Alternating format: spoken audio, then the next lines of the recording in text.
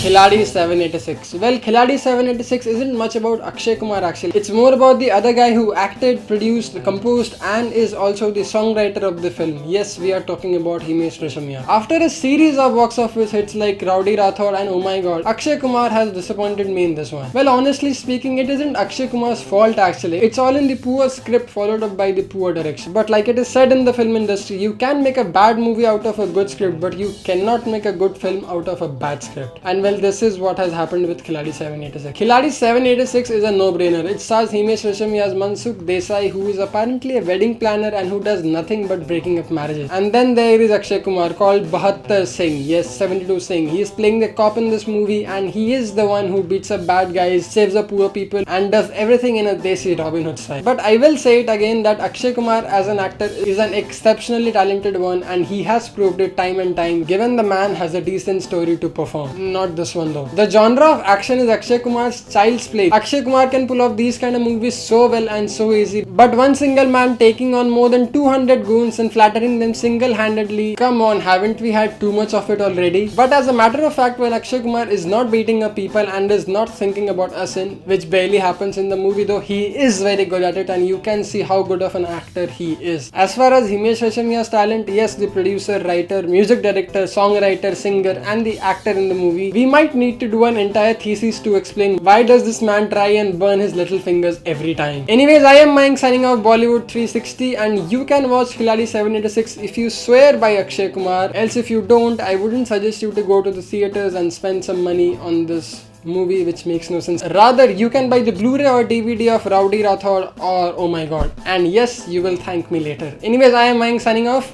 I'll see you soon with another Bollywood video.